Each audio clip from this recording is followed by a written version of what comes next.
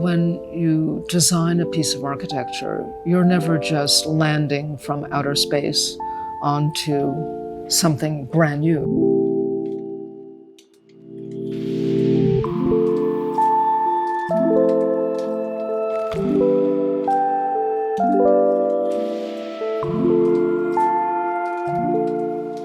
You have to be a mind reader, you have to somehow be an archaeologist, you have to be a psychiatrist and psychologist, and you have to be a dreamer and a poet and all of that.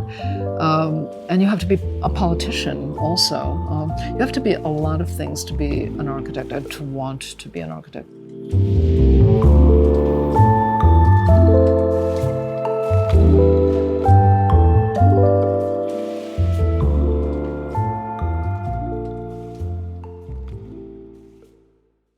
I never wanted to be an architect. I wanted to be an artist. And I went to art school, I painted, sculpted, made films. And then when I went to college, I also was studying art. But in my school, there was also an architecture program. And I thought, maybe I'll just try a course and just see what it was all about.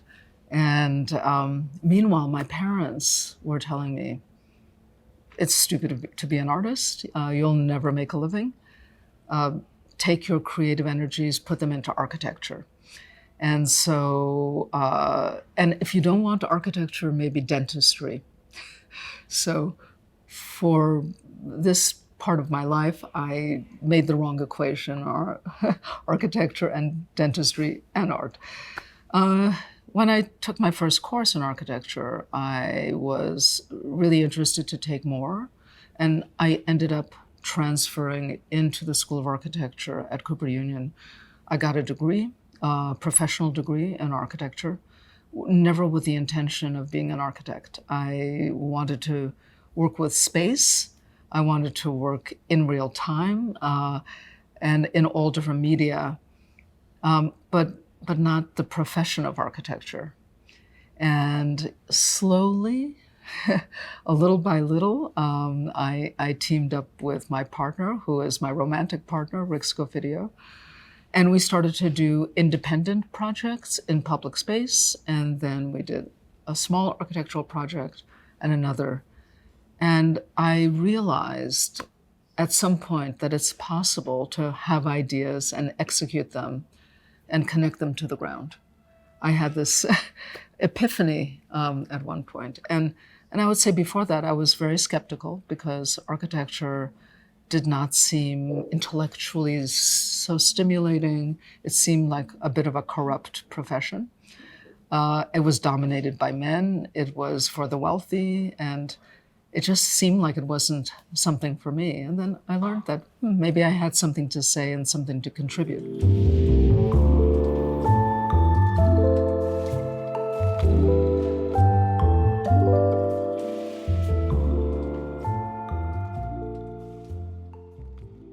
Yeah, I think between art and architecture, there are many, many similarities. One is connection with the public, communication with the public, having something to say. Another is just the sort of the process, the creative process is really not that different. Even art, very often commissions involve contracts and budgets and schedules.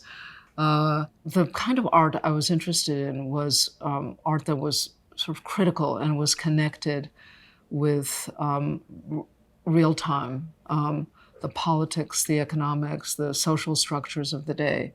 It was a time where there was a kind of institutional critique going on, where everybody was rethinking sources of power and who has the voice to say and to speak. And so that was very compelling for me. And the question was, can I translate, some of these interests and issues through the medium of architecture as opposed to the medium of film or the medium of installation art and so forth. And I found that it's possible. But I never abandoned. To me, it's kind of like a false division because all of our work in the studio is about space making, and it's about the public, and it's about challenging institutions and conventions of the everyday, all of them, whether they be independent art projects or performances or buildings. It's just a question of how many legal aspects there are in the way between you and the expression. And so some are more complicated. And in some cases, you have to convince many people, like in our architectural projects that deal with cities. You have to really, they're very expensive. And so you have to be able to speak with lots of tongues, different voices to different people. When we're doing independent work, we're kind of speaking in our own voice, and that's enough. So there are differences, but they feed off of each other in our studio.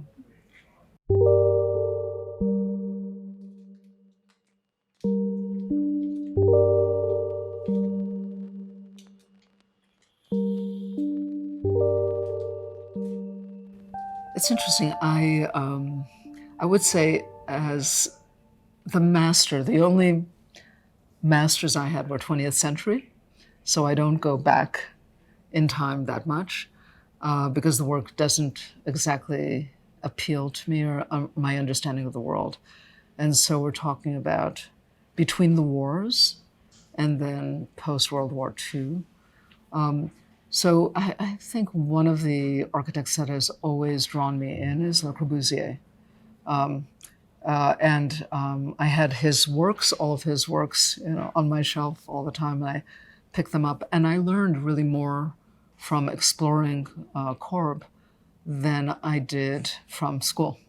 And a plan and what looks right in your brain. And his trajectory over time was also really interesting, from a kind of formalism to an expression, kind of an expressive form, more poetic, and so I was very interested in this trajectory and all the new ideas that he put on the table, different scales, and then I would say that the other person that I would maybe call a master in my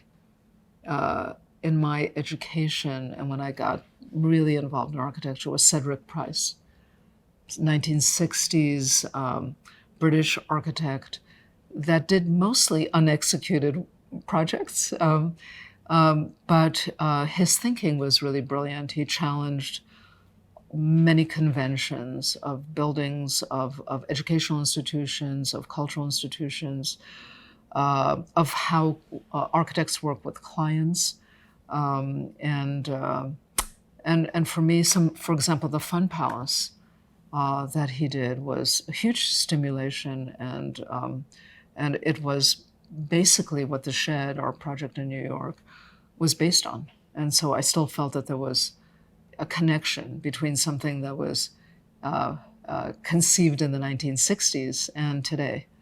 Pottery's Think Belt, the kind of dispersed education system made on obsolete railway. These are all ideas that are very relevant. And so masters don't necessarily mean, permanent static buildings on hilltops, and massive and muscular. They're sometimes just ideas. And he was a great teacher. And so one learns, and is, sort of seduced in different ways by the work, whether it's drawn or whether it's executed.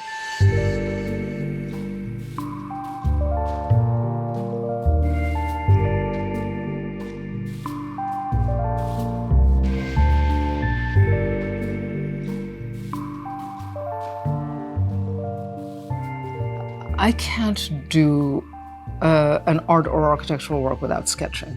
It basically goes from the brain to the hand, to the sketchbook, or receipt, or napkin, or my hand, or whatever, because there's a kind of analytical process where you convert something that's ephemeral, like a thought, into something that is material. And For me, I don't know the scale of it. I don't understand the materials of it, but I have a kind of hunch about an idea that has a physical manifestation. I have to draw it.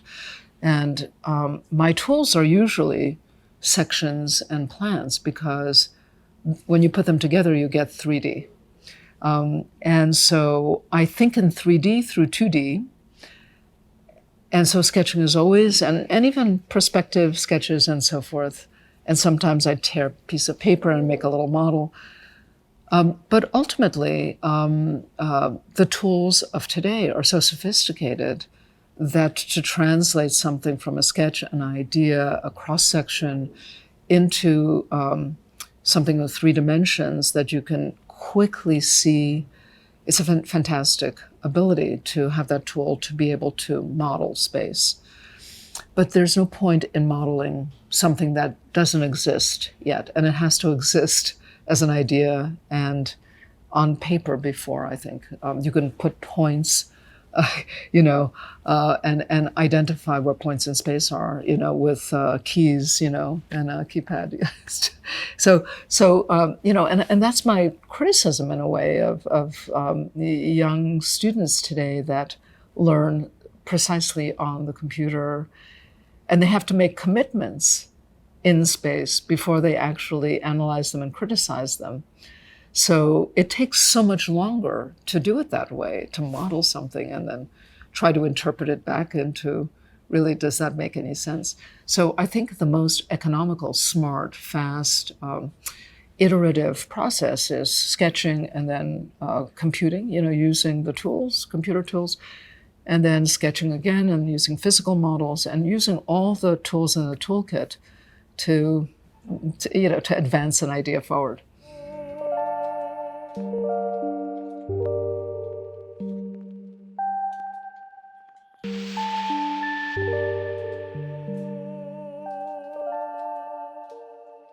I came to New York when I was around 6 years old. My parents and my family immigrated from Poland. And my father didn't have a job, and we were quite poor, and I was delivering newspapers and just to help the family, even as a young kid, helping my brother. But I learned when I learned the language and I started to understand where I was, I started to realize that New York is full of immigrants, and New York is full of, it's a very idiosyncratic city. It's just a collection of everyone whose identity is not New York. It's from every place else. And I went to school here, and I all the way through university, and then I started to teach here, and my studio is here. And the way I always imagined my career forward in New York was, I was inspired by New Yorkers. I was inspired by the New York art scene, very, very important in the 70s. When I went into architecture, I never in a million years would think that I would do something in New York, that I would ever have the opportunity to do something here. And what happened was just totally magical, that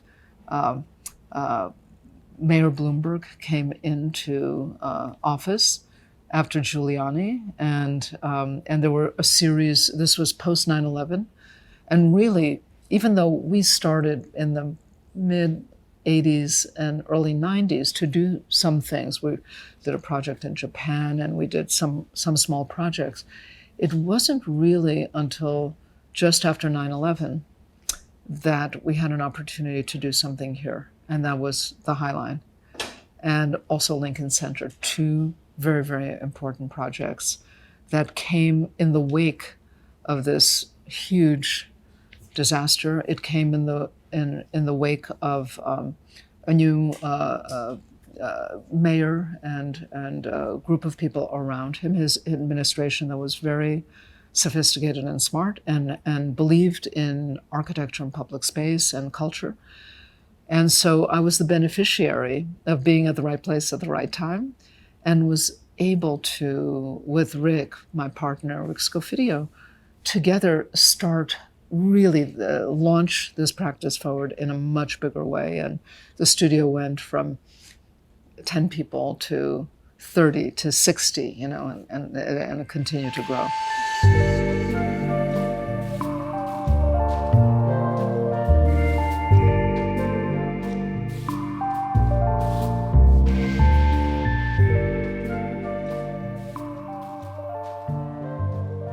New York is a very real estate-oriented city.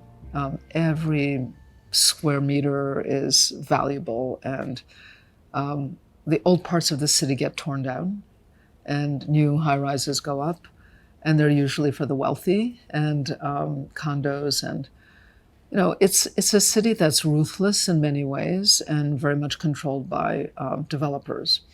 So I find that, even though there's a beautiful history of the birth of the high-rise building, the tower in New York, and just the, before it became just extrusions of tall glass buildings that are everywhere and monocultural, there was a very distinctive history of tall buildings in New York and how the city evolved organically.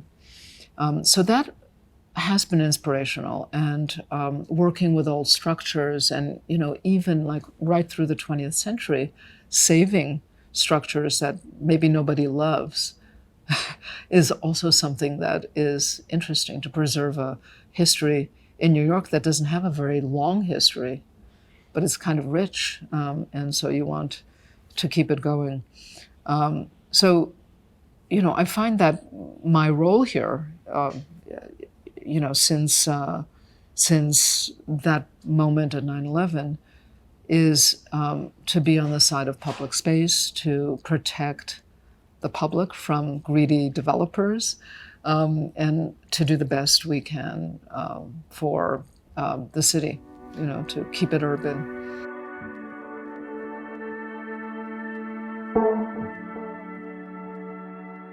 The High Line still is a mystery to me.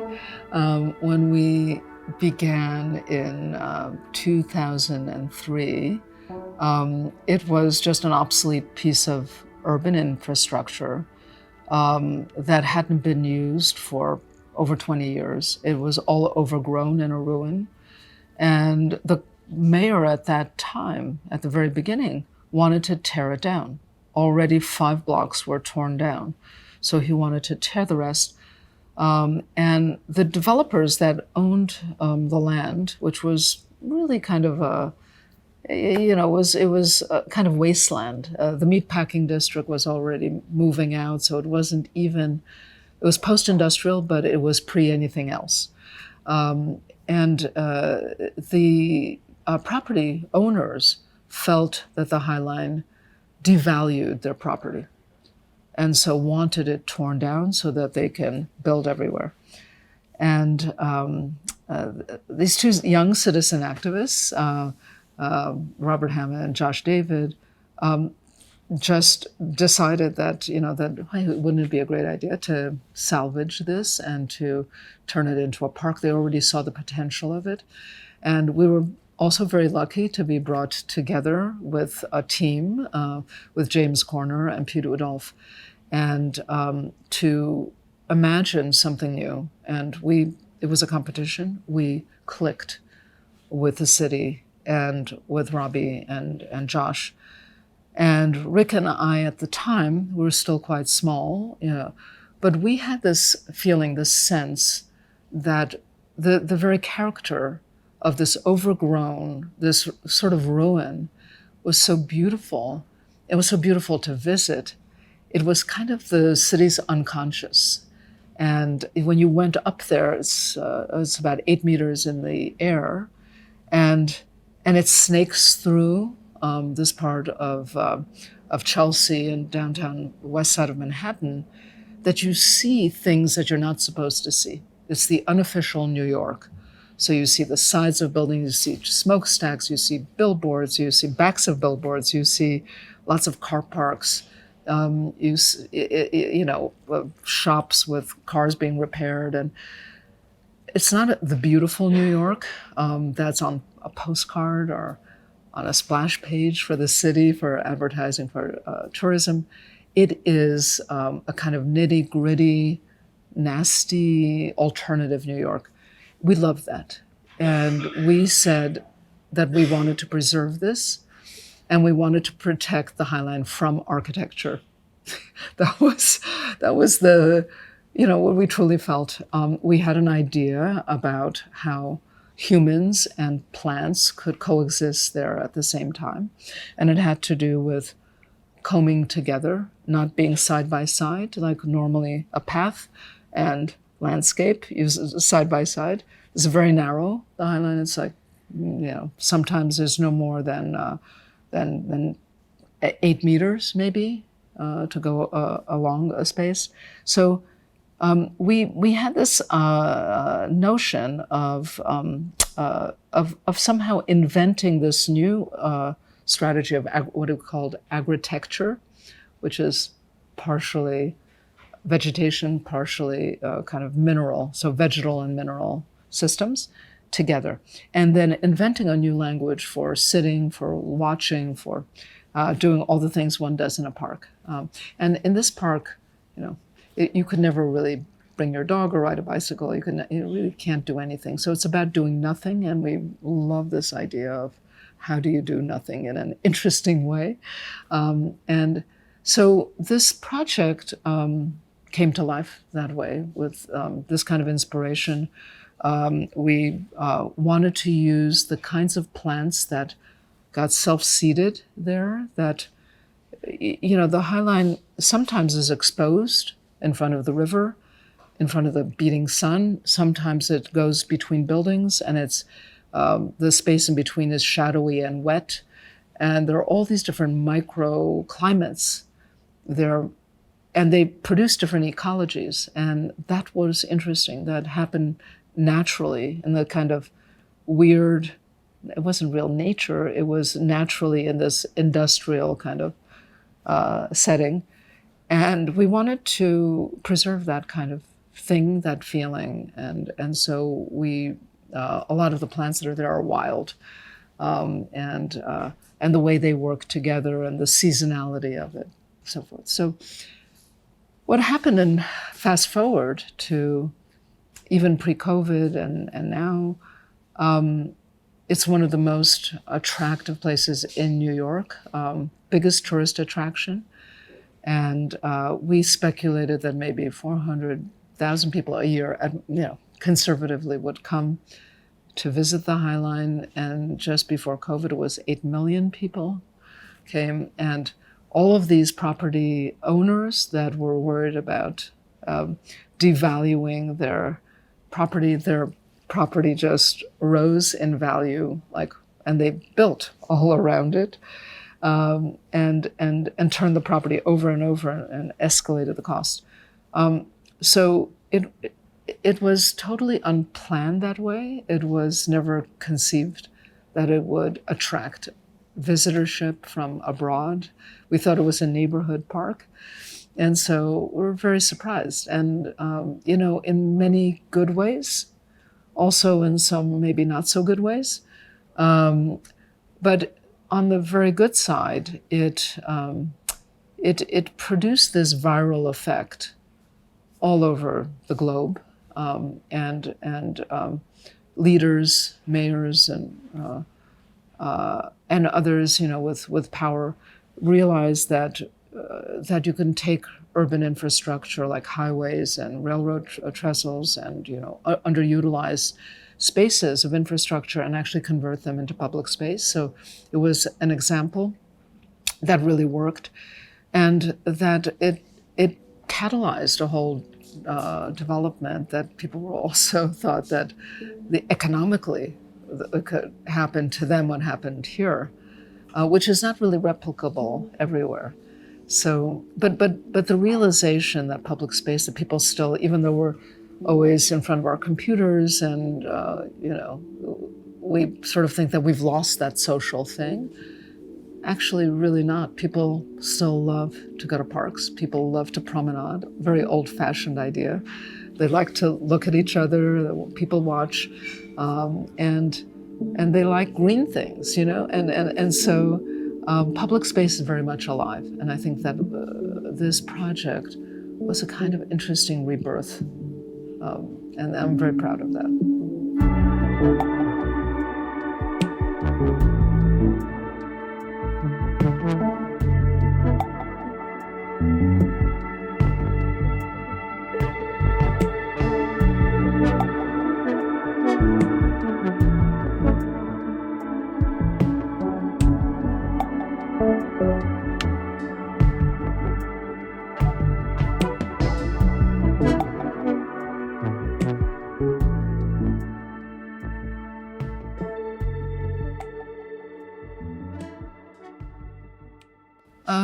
I believe that public spaces and cultural institutions are part of a human infrastructure that's as important, and it's very, very important that government supports them, just like clean water, clean air, the education system, and all the systems and government system, these systems that we have in play that society has invented to preserve, a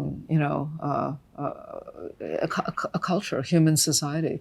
So I believe that these are essential. They're essential for cities, and for cities to grow.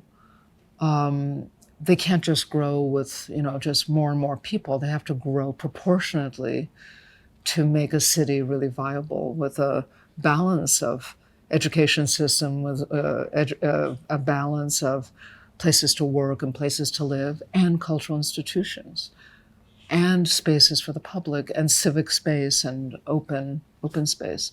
It's a question of proportion and keeping that in some intelligent way. That's why city planning is really important, that someone really cares about the growth of cities, because usually cities are divided into pieces of property, and you care about that piece of property.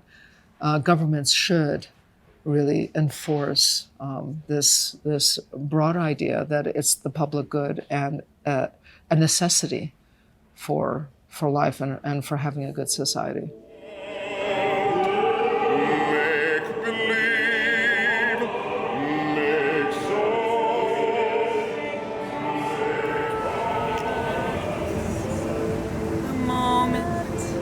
Just before to have it, punch, brooks, sharks, rush hour, or the bleach, towel the river. The topic of architecture and memory is a complicated one, and it probably has too many facets to even try to respond. But maybe first off, that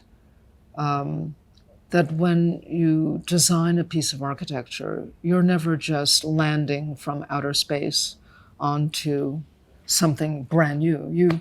That place has a history before you came there. That program has a history before that you have to either work with or critique or find a new way. So you enter someplace in the progress of things, someplace, and you enter into some kind of cycle often, and you work with what's inherited and you work forward with what's inherited. So cultural memory, architectural and disciplinary memory is very, very important. Very often students think they're inventing something with, like, just look, 30 years ago somebody did that better, much better. So history is very, very important, and knowledge about history is important. There are different kinds of also memory when you step into a building and you feel like you've been someplace, like it feels like someplace before, and places have memories also. And I think about this a lot when I think about places of commemoration, like a spot where some, battle happened, or people were killed. When you think about, the site of 9/11, or you think about a battlefield, or you think about a concentration camp, or you think about, just even a place where Marilyn Monroe had a cup of coffee. All of those places, I think, still have a kind of aura, and you could bring it out. You could bring out that memory in the way that you work with it forward. So I really believe in carrying memories in architecture and building on histories. The V&A project is a very interesting project for us because it takes so many different aspects of our cultural history, because the V&A collects everything. And having the challenge to bring all of these different eclectic collections together in one place with all of these memories, with all of these histories, is a fantastic opportunity. And so this project, which will be in an existing building also that has a little bit of a short memory of the Olympics. It was a media center. But inside of that, to find a way of exposing these collections or a collection of collections to the public in a way that has never been done before, very close to the artifacts, without that kind of prophylactics like that you usually have. You know, they usually have a piece of glass, and you always have everything at an arm's distance, and guard is looking over at you. So to be able to have some proximity to this and to make sense out of something that is so eclectic. The V&A has pieces of architecture, large pieces of architecture. It has teaspoons, it has articles of fashion, it has urns and busts and paintings and stage sets and you name it. They collect everything. Like the U.S. and the Smithsonian Institution has this collection of everything. Our inspiration was the Cabinet of Curiosities, this idea of putting things together that actually don't belong together and telling new kinds of stories by their juxtaposition. So I love this project because it doesn't make any sense in a way, but what we love about the potential of it is to create an experience for the public that is sublime. And that sublimity comes from the exposure to this, millions of artifacts, to understanding even when you come from the street and you come through this storage collection and you come through the floor and you enter a big space that's surrounded and recedes in deep space with all of these artifacts. And you could come in and you could see some of them. You can't see everything, but you can see some. That experience by itself is just, a fantastic experience that this institution carries all of these histories from different cultures, different time periods. And that's a beautiful and overwhelming idea, that museums are the caretakers of these histories.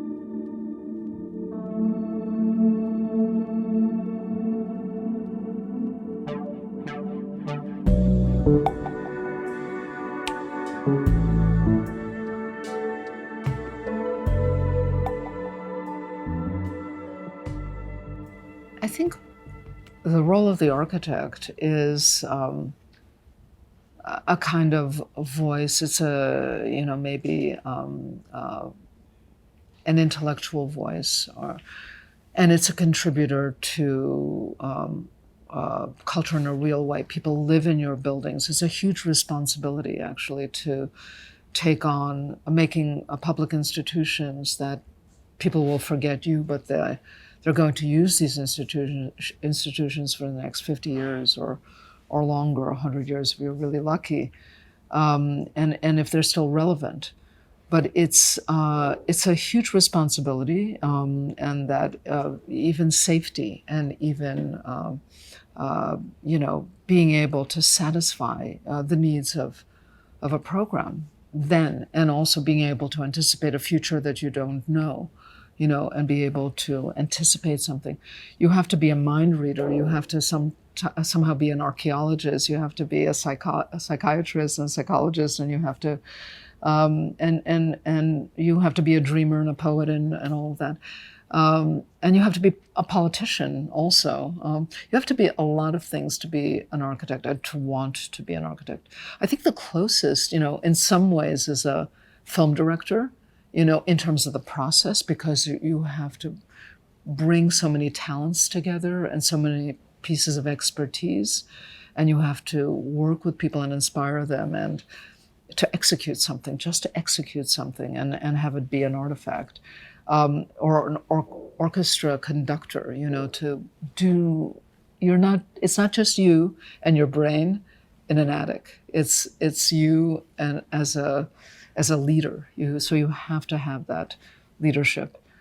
At the same time, our practice is very different than most architectural practices, because for us, it's making a performance, a new, unique idea about an opera, is as interesting as making a building or doing a master plan or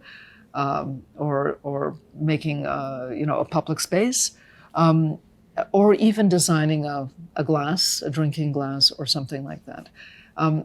Our work is sort of, I would say, across many, many fields, and often to execute our work, it takes very unusual types of people to help us, because we don't really know how to do everything. But when I think about the work that we've done, we're always bringing together librettists and composers and choreographers and scientists and weather experts and meteorologists and crime experts, and it's like you name it. There's a kind of generosity that people feel towards us, and we have a curiosity that's kind of limitless, and we like to explore things we don't know anything about. In fact, I often say that the best work comes from doing things that you're totally unqualified to do. You just jump off the cliff and you do it and you learn, and it's the best thing you've ever done.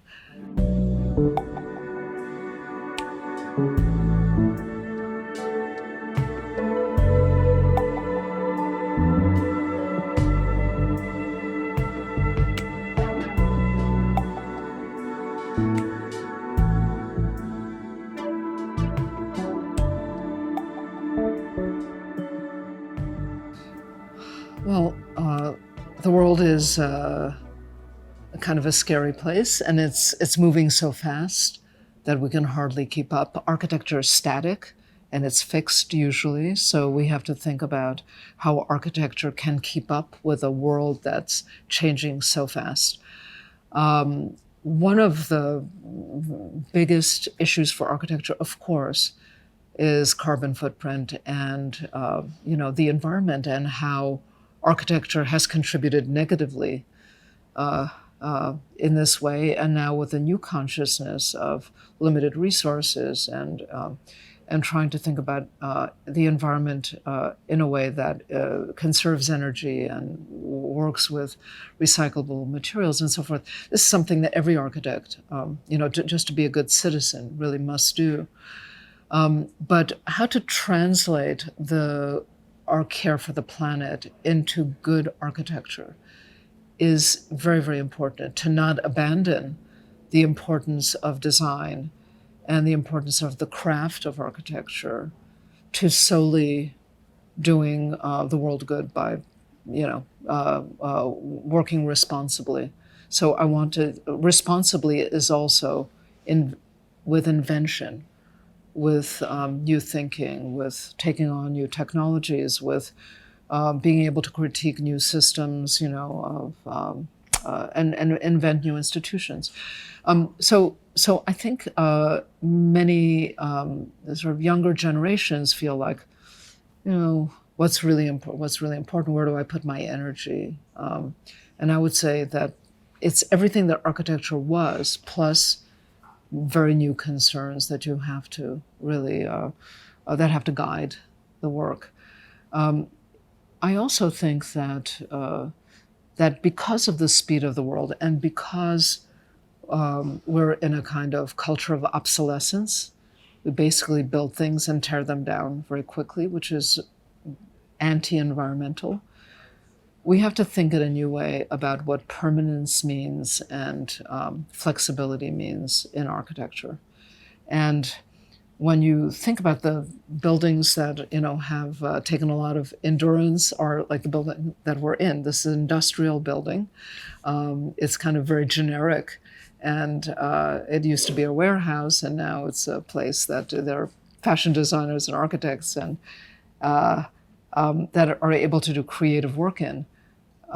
But if you thought that way for the future of architecture, it really wouldn't work, because we don't want to make generic buildings that are just frame structures that can take anything. So to distinguish between the generic and the flexible is very, very important. So can we make architecture that's distinctive, but that still can foresee its translation into futures that we cannot possibly anticipate? And that's what I like to think about. And it's a great challenge. And it will, basically, if we solve this kind of problem, will prevent architecture itself from becoming obsolete.